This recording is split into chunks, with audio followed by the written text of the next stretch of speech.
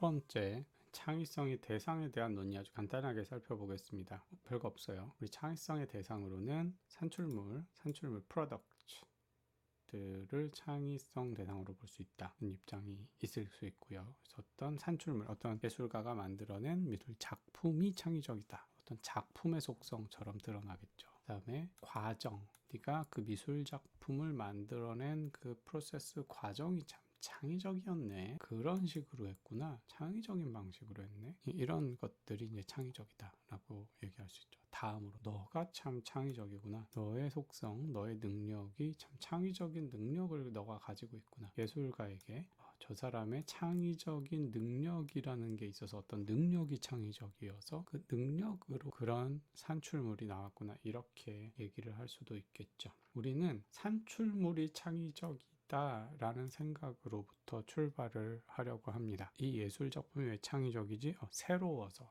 참신해서 그 전에 있었던 것이 아니어서, 이런 식으로 얘기할 수 있잖아요. 사람이 창의적이라는 말로 출발하는 것보다는 훨씬 스타팅 포인트가 좋은 출발점이 될 수 있을 것 같아요. 갑자기 사람이 창의적이라고 하면 적어도 창의적인 사람은 되게 어떤 창의적인 산출물을 냈기 때문에 어떤 평가를 하는 거기 때문에 창의적인 능력이라는 게 어떤 게 있다 하더라도 일단 산출물의 어떤 특성으로부터 개념을 출발하는 게 좋을 것 같아요. 그래서 일단은 고전적으로 산출물에 초점을 두고 어떤 산출물을 우리가 창의적인 산출물이라고 하는지 한번 살펴보도록 하겠습니다. 두 번째, 그래서 두 번째 고전적 접근 방식은 바로 산출물은 두 가지예요. 두 가지 요건이 있는데, 하나는 새로운 것이어야 된다. 창의적인 산출물, 새로운 산출물을 해야 되고, 그 다음에 두 번째가 가치 있어야 된다라고 합니다. 왜 가치가 있어야 되죠? 새로운 거 만들어냈으면 그게 꼭 이 세상에 필요하거나 유용하거나 어떤 도덕적으로 좋은 것이거나 이런 것이 아니더라도 창의적이라고 할 수 있지 않을까요? 라고 하는데, 가장 표준적인 설명은 산출물의 두 가지 요건을 요구하는 겁니다. 하나는 새로웠어야 하고, 두 번째는 가치가 있어야 한다는 거죠. 그런데 어떤 이론가들은 우리가 아까 살짝 얘기했듯이 왜 가치 있어야 되지? 새롭지만 가치가 없는 것도 있잖아. 그런 것도 분명히 창의적이잖아 라고 말하는 비판가들도 있어요. 그래서 이 부분에 대해서 한번 살펴볼 겁니다. 일단 표준 정의는 많은 이론가들은 바로 두 가지를 다 요구한다. 이렇게 예를 들어서 여러분이 아무 의미 없는 문자열 3.141592처럼 의미 있는 파이도 아니고 그런 문자열을 할 수도 있지만, 정말 의미 없이 3, 5, 7, 8, 9, 5, 7 제가 제일 처음으로 이 세상에서 그 다음에 A, B, K, O, N 이렇게 나열을 이 세상에서 처음으로 했다고 합시다. 그게 창의적인가요? 그렇기 때문에 새로운 것만 가지고는 창의성을 충분히 설명할 수 없다 라고 얘기를 한다고도 합니다. 그런데 또 여기에 대해서 이제 비판적인 입장들이 그래서 먼저 novelty가 있어야 되고요. 그런데 이 새로움 자체, 첫 번째로 이제 그러면 새로움을 한번 살펴보도록 합시다. 새로움은 정말 꼭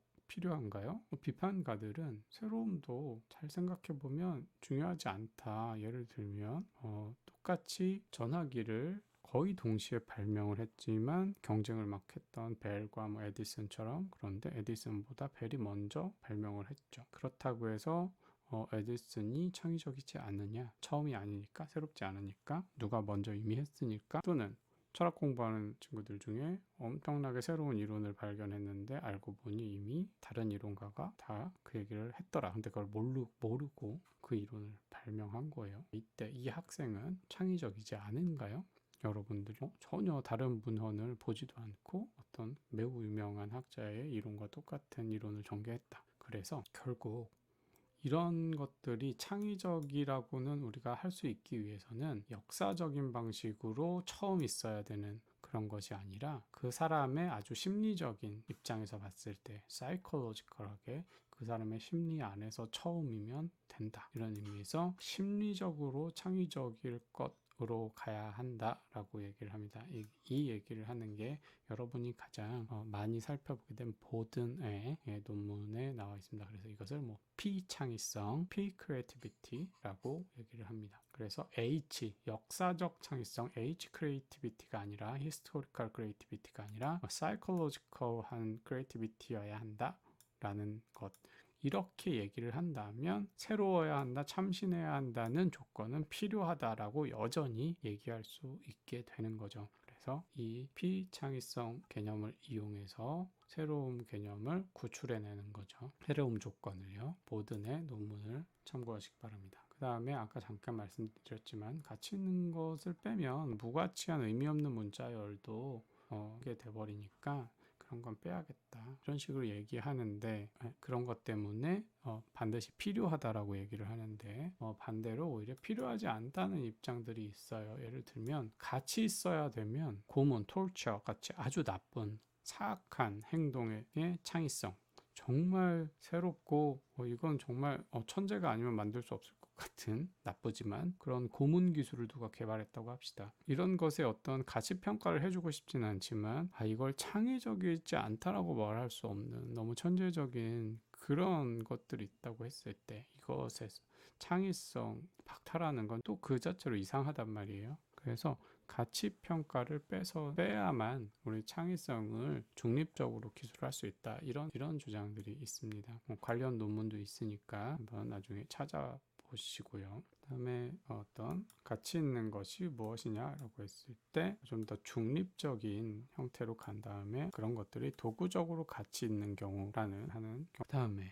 칸트의 얘기가요, 사실 고전에서 어디서 나오느냐, 이제 보드는 이제 현대적인 논문을 쓴 사람이고요. 이미 칸트에서부터 독창적이라는 말은 좀 여러 가지 의미가 있는데 뭐 좀 새로운 것이어야 하는데, 말도 안 되는 새로운 것이 있을 수도 있다는 점에서 모범적인 작품을 만들어내어야 천재, 지니어스라고 합니다. 천재라는 것은 창의성의 끝장판이에요. 예를 들면, 그래서 우리가 천재라고 하면 창의적인 것 중에서도 아주 사소하게 창의적이고 약한 창의적인 그런 것들을 일반적으로 다 거론하는 게 아니라 정말 저렇게 창의적일 수가, 이 정도 되는 사람들을 이제 지니어스라고 하는데, 그래서 이 지니어스에 대해서 칸트는 주로 얘기를 한 건데요. 때 모범적이기도 하지 않으면 그것은 천재적이라고 할 수 없다 라고 얘기를 했습니다. 이런 이제 고전이 있다는 거 확인해 보시기 바랍니다. 이런 이제 정의들은요, 주로 같은 데서 패턴트 영역에서 이것이 이제 특허를 부여할 만한 것이냐 여부에서 법률적으로 좀 개념화가 많이 되고 있어요, 실무에서. 그래서 이런 개념들이 패턴트 관련한 논문에서 좀 얘기가 나오고 있는데요, 심리학자들이 관심을 많이 보였어요. 그래서 이런 것들 요구는 새롭고 가치 있어야 한다라는 정의가 개념에 대해서 제대로 얘기를 못한다라는 논문이 이 심리학 논문들에서 좀 특히 특허와 관련 나오고 있다는 거 참고하시기 바랍니다. 관련 이야기를 혹시 쓰고 싶으신 분들은 이런 논문들을 참조하면 좋겠죠. 넘어가겠습니다. 조금 전에 다 했던 얘기들이에요. 심리적으로 창의적이다, 가치 조건에 대한 비판에 대해서 방금 제가 했던 얘기들을 좀 자세히 설명해 두었으니 자료를 참조하기 바랍니다. 자, 이번엔 세 번째로 넘어가겠습니다. 세 번째 꼭지는 뭐냐면 앞에 말했던 고전적 표준 정의만으로는 창의성에 대해서 충분히 설명을 못한다는 거예요. 그래서 다음과 같은 조건들이 또 필요하다. 특히 많이 이제 거론되는 것이 놀라워야 한데 서프라이즈가 있어야 된다. 마가렛 보든의 논문에서 등장을 합니다. 그 다음에 독창적이한 오리지널리티가 있어야 된다라는 입장. 그 다음에 자발성이 있어야 된다. 스스로 발생한 어떤 거죠. 스폰타나 개념을 가지고 오죠. 그런 입장. 그 다음에 에이전시, 행위 주체성이 있어요. 자, 어떤 프로덕트가 창의적이라고 하더라도 이것은 특정한 행위의 자에 의해서, 에이전트에 의해서 그런 자신의 뭔가 의도나 이런 걸 가지고 에이전시를 가지고 제작이 되지 않았다면, 의도는 들어갈 수도 있고 안 들어갈 수 있는데 적어도 어떤 에이전트가 에이전시를 가지고 만들었어야 한다라는 입장. 행위 주체성도 반드시 창의성의 필요 조건이라고 보는 그런 입장들이 있습니다. 이런 조건들이 추가적으로 검토되어야 하는지 여러분들이 이제 요약하시면서 밝혀내셔야 될 겁니다. 해당 논의가 어떻게 진행되는지, 그런 논증이 타당한지. 그래서 마가렛 보든의 논문을 통해서 서프라이즈 조건이 필요한 것인지 한번 살펴보시도록 하고요. 그 다음에 마리아 크롬펠트너의 논문에서 오리지널리티가 꼭 필요한지, 그 다음에 스폰타니티가 꼭 필요한지, 자발성이 필요한지 이런 것을 검토해 보시기 바랍니다. 마지막으로 이 행위 주체성 부분이 AI가 좀 중요해요.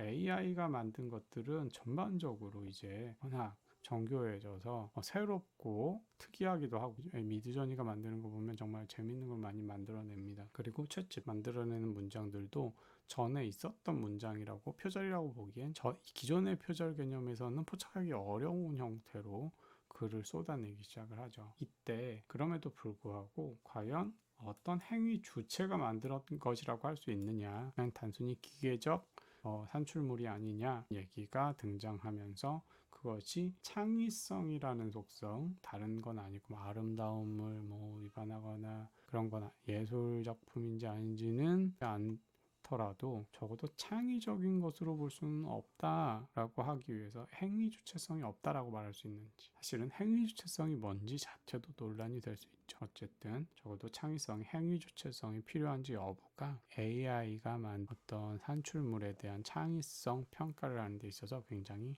중요한 질문이 되고 있습니다. 그래서 그런 논의를 좀 여러분들이 전개하고 싶은 분들은 관련 논문을 또 살펴보시면 좋겠고, 특히 AI 논의까지 가지 않았더라도 행위 주체성이 반드시 필요한지를 검토하는 문헌, 그 논변들을 반드시 숙지하고 계셔야 되겠고, 미덕이 필요하다라는 입장도 있고요. 그에 한번 읽어보시기 바랍니다. 많은 걸 더 요구해요. 단지 가치 있을 뿐만 아니라, 만약에 정의가 창의성은 가치 있는 산출물이야 만들 것을 요구하잖아요. 그런데 행위자가 행위를 할 때 스스로 올바른 상태, 어떤 올바른 행위를 하려고 하는 정신 상태라던가 그런 것에 있어야 되는 거고, 스스로 내가 좋은 일을 한다, 덕을 행한다라는 걸 인식을 하면서 해야 된다. 우연히 좋은 일을 해서도 안 되고요. 결과주의적인 거랑은 거리가 멀죠. 결과적으로 좋은 일이 산출하면 좋은 행동이 아니라 내가 덕을 행한다는 걸 알고 그것에 기초해서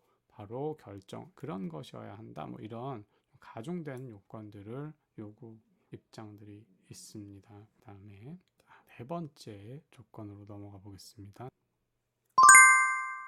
네 번째 토픽, 창의성에 대한 네 번째 질문, 과연 배울 수가 있는 건가? 창의성이라는 걸 어떻게 우리가 뭔지 알게 되면요, 이거는 배울 수는 없는 거야. 원래 타고날 수밖에 없어. 이런 식으로 얘기할 수도 있고, 그거를 잘 살펴봤더니 창의성이 배울 수도, 학습해서 늘릴 수 있는 종류의 것이네 라는 걸 판단할 수 있겠죠. 일단 아주 고전, 아까 칸트를 잠깐 봤지만 에드워드 영이나 칸트 같은 사람들은 주로 천재성에 대해서 얘기를 한 거잖아요. 창의성의 끝판왕인 천재성, 이런 거는 배울 수 있는 게 아니라는 식의 얘기를 많이 했어요. 그런데 이런 사람들이 왜 부정적인 견해를 가졌는지 가우트 논문을 통해서 분석을 해봤죠. 배우는 건 모방하는 거다. 근데 창의성은 모방과 정말 안 맞는다는 거예요. 창의성은 정말 모방과 아주 천적 같은 성질을 가지고 있다. 따라서 창의적일 수가 없다. 그 다음에 또 배운다는 건 규칙 따르기다. 이미 있는 규칙을 잘 따라서 우리는 learning을 할 수 있는, 배울 수 있는라는 건데, 바로 이게 다 보면 3단 논법 형태로 되어 있죠. 그래서 다 argument라고 벌써 얘기가 나오죠. 제가 강조했는데, 이게 전제 2개, 그 다음에 결론, 이런 형태죠. 그 다음에 규칙 논증은 규칙 따르기다, 배우는 건. 근데 규칙을 따르는 건 또 창의성이랑 안 맞는다. 따라서 사람들은 창의적이 된다라는 걸 배울 수가 없다. 두 가지, 모방형, 배우는 건 모방이어서, 근데 모방이 창의성과 안 맞아서. 두 번째, 배우는 건 규칙 따르기여서, 그 다음에 규칙 따르기가 또 창의성이랑 잘 안 맞아서, 그래서 창의성을 배울 수 없다라는 두 가지 논증 정도로 우리가 분석해 볼 수 있겠다. 고전 문헌에 나오는 것들은요. 근데 이 두 가지가 이제 가우트는 다 부당하다, 타당하지 않다는 것을 논증하고 있습니다. 그래서 이 만약에 고전적 견해 옹호하시려고 하거나, 여러분들 이제 글 쓰다 보면 모방은 배울 수가 없는 거잖아. 규칙 따르는 건, 그러니까 모방은 창의적일 수가 없잖아. 규칙 따르기는 정말 창의성과 안 맞는 거잖아. 이런 생각에 도달하시게 되면 이런 논의들, 그다음에 가우트가 이걸 어떻게 반박했는지 이런 걸 염두에 꼭 두셔야만 재반박을 통해서 그런 입장으로 나아가실 수가 있을 거예요. 그 다음에 설명할 수 있는 것인가? 주로 이제 과학적 설명이라는 말을 우리 많이 쓰죠. 우리가 과학적으로 이게 뭔지를 이렇게 설명해낼 수 있는가? 창의성이 뭔지를 과정으로 설명을 하든지, 인과적 과정, 이런 작동하고 우리가 이런 노력, 형태로 뭐 이렇게 하면 이런 창의성이 아웃풋으로 나온다. 이런 식으로 우리가 설명을 할 수 있냐는 거예요. 여기서 이제 견해는 아예 창의성은 정말 과학이랑 안 맞는 거, 거의 불가능하다는 입장이 있습니다. 그래서 창의성은 너무 다양하고 복잡한 것이어서 과학적 방식으로 설명할 수 없다. 뭐 이런 식으로 이제 얘기한 사람이 있다. 그 다음에 가 아니라 창의성의 본성 그 자체가 과학성에 딱 거리를 두는 것. 예를 들어서 우리가 보통 영감을 얻는다. 신적인 영감을 얻었다. 뮤즈가 막 찾아와서 악상이 떠오르는 거.